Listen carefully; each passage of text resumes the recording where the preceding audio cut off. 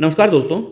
Donald Trump के tariff का असर दिखेगा ये तो सबको पता था, लेकिन इतनी जल्दी दिखेगा ये किसी को नहीं पता था।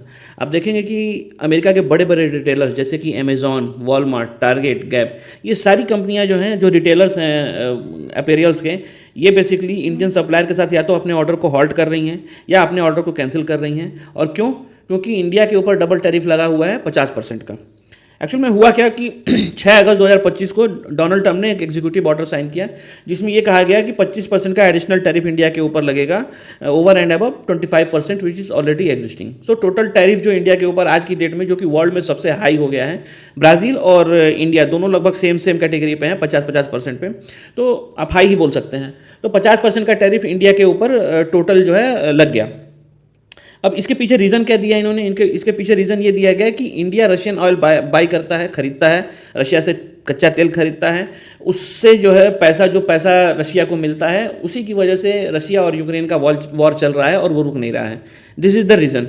हालांकि रशिया से तेल चाइना भी खरीदता है, रशिया से तेल और भी कंट्रीज खरीदती हैं, लेकिन टैक्स लगेगा किसके ऊपर? इंडिया के ऊपर।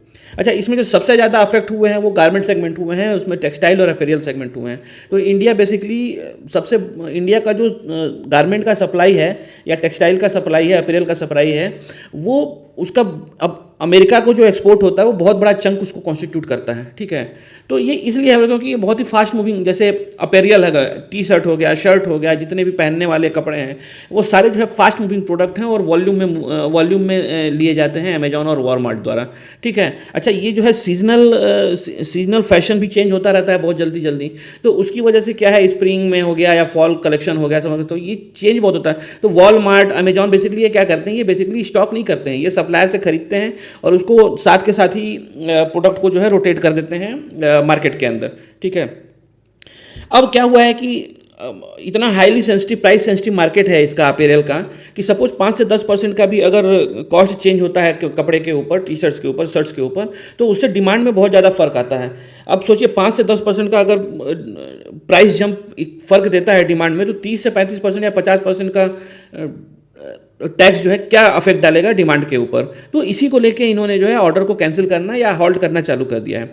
अच्छा, दूसरा क्या है, ये इन्वेंट्री तो अपने पास करते नहीं है, ये इन्वेंट्री अपने पास करते नहीं है, तो सबसे बड़ी दिक्कत ये आएगी कि सपोज जो स्टॉक यहाँ पे इंडिया के सप्लायर के पास पड़ा हुआ है वो आउट ऑफ फैशन हो गया, और ये जो रिटेलर्स हैं ये मूव कर जाएंगे ऐसी कंट्रीज़ के पास, ऐसे सप्लायर्स के पास जो कि चीपर प्रोडक्ट दे सकते हैं कंपैरेटिवली इंडिया के। तो क्या होगा, ये जो इन्वेंट्री इनके पास पड़ी रहेगी ये डेड स्टॉक हो गया, ये मूव ही नहीं करेगा। तो इसमें जो है, जो हमारे सप्लायर्स हैं या इंडिया के जो मैन्युफैक्चरर्स हैं, उनको बहुत बड़ा लॉस है। वैसे ही टेक्सटाइल का, होम टेक्सटाइल जैसे लिनन हो गया, मतलब तौलिया हो गया, टॉवेल हो गए, बेड पे बिछाने वाले जो वो कंबल हैं वो हो गए, कर्टन्स हो गए, ये सारे सेगमेंट जो है होम टेक्सटाइल, ये भी जो है इसके बड़े सप्लायर वेल स्पेंट, ट्राइडेंट और इंडो काउंट हैं, और ये ग्लोबल लीडर हैं जो सप्लाई करते हैं, और इनका तो 40 से 50% का कॉन्ट्रीब्यूशन अमेरिका से आता है, सेल का कॉन्ट्रीब्यूशन। अच्छा, ये प्रोडक्ट भी हाईली कॉम्पिटिटिव है और लो मार्जिन प्रोडक्ट हैं। तो जब प्राइस इंक्रीज होगा, टैरिफ इंक्रीज होगा, तो इसकी डिमांड ऑलरेडी लोग कैंसिल करना चालू कर देंगे, जो सप्लायर, सॉरी, जो परचेस करने वाले हैं, जैसे वॉलमार्ट हो गए, टारगेट हो गए, अमेजॉन हो गए, इन्होंने जो कॉस्ट स्पाइक है उसको अपने पास एब्जॉर्ब करने से मना कर दिया और इन्होंने कॉस्ट को कैंसिल कर दिया। तो जब आपका 50 से 70% का जो कंट्रीब्यूशन अगर अमेरिका से आता है और वो सडन रुक जाए, डेड स्टॉक बन जाए, तो उससे क्या होगा, उससे जो है शॉक वेव तो आएगा ही मार्केट के अंदर। अच्छा, जो भी चीपर सप्लायर हैं जैसे कि बांग्लादेश होगा, वियतनाम हो गया, इनके ऊपर 20% का टैरिफ लगा हुआ है। तो अगर आपके ऊपर 50% का टैरिफ है और इनके ऊपर, बांग्लादेश के ऊपर 20% का या वियतनाम के ऊपर 20% का टैरिफ है, तो आप कैसे compete करेंगे इतनी हाईली कॉम्पिटेटिव मार्केट के अंदर? आप तो compete कर ही नहीं पाएंगे, तो आप तो ऑटोमेटिकली आउट हो गए मार्केट के अंदर से।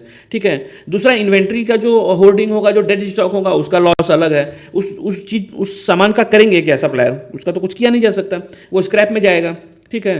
तो हुआ क्या, इससे जो इन्होंने ऑर्डर, एग्जीक्यूटिव ऑर्डर निकला है, उसका जो इमीडिएट इंपैक्ट आया, वो इंपैक्ट आया कि या तो उस ऑर्डर को कैंसिल कर दिया गया, जो ऑर्डर ऑलरेडी से प्लेस थे पहले से, या तो उनको कैंसिल कर दिया गया या उनको होल्ड कर दिया गया। अब वो जहाँ पर भी हैं शिपमेंट्स में, वो वहीं पे एज इट इज़ फंस गए, उसको जो है वो लेने को राजी नहीं है। अब आप समझ लीजिए कि जो मटेरियल, इसमें इन्होंने कुछ कूलिंग पीरियड भी नहीं दिया कि सपोज किसी ने मटेरियल सप्लाई कर दिया है ऑलरेडी और माल जो है पहुंचने में टाइम लगेगा, ठीक ना, तो इसके लिए कूलिंग पीरियड भी नहीं है। तो जो सपोज बीच रास्ते में अटका हुआ है, अब तो ना ये ले सकते हैं ना वो ले सकते हैं, क्योंकि प्राइस उसका इतना हायर बढ़ गया, ठीक है।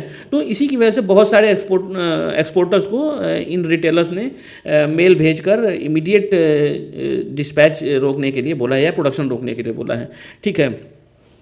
अच्छा, होगा क्या टैरिफ से कि 30 से 35% का लैंडेड कॉस्ट में इंक्रीज़ आ जाएगा।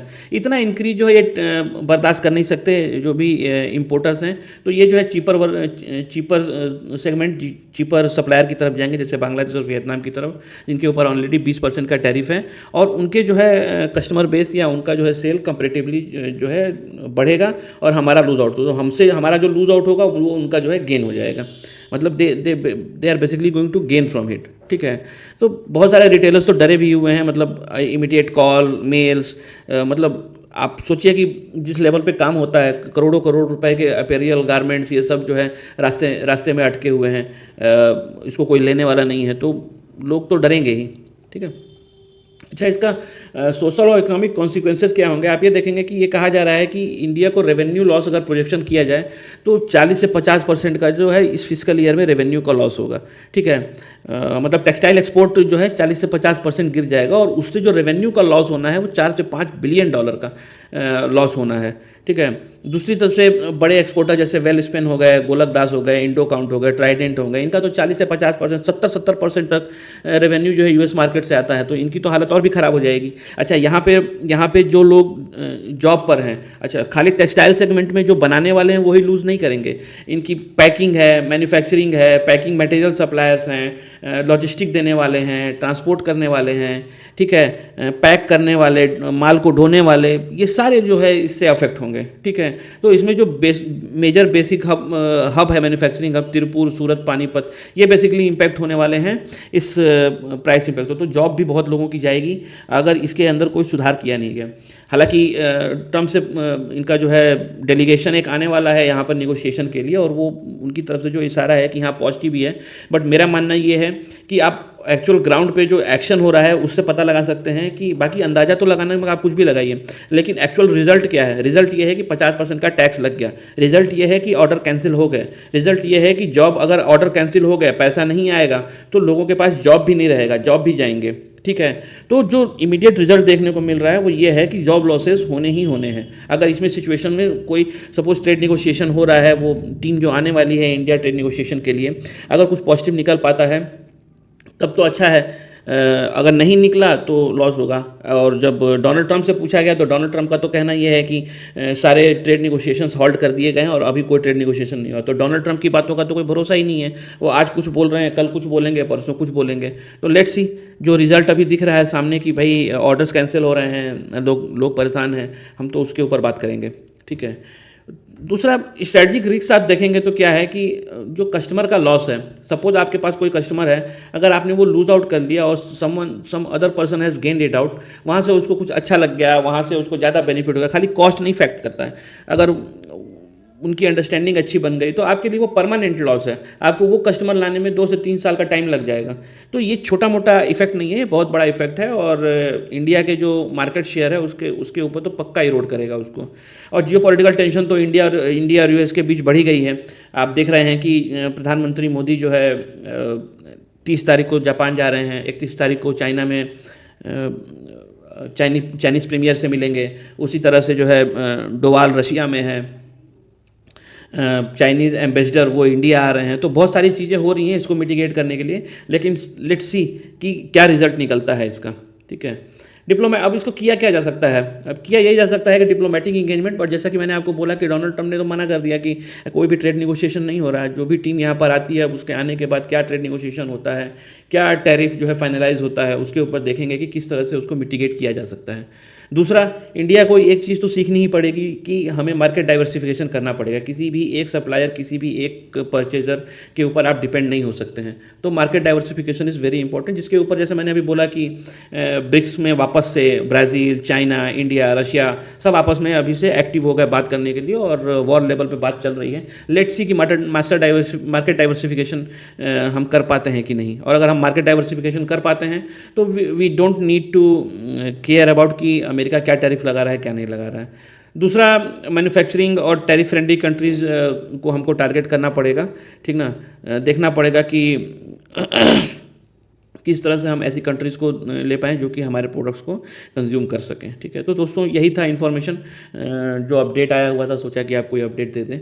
बाकी वीडियो कैसा लगा? अगर आपको वीडियो अच्छा लगा तो प्लीज़ लाइक एंड सब्सक्राइब, और मैं कोशिश करूँगा कि ऐसे इन्फॉर्मेटिव वीडियोज़ आपके लिए फ्यूचर में और भी लाता रहूँ। Thank you very much.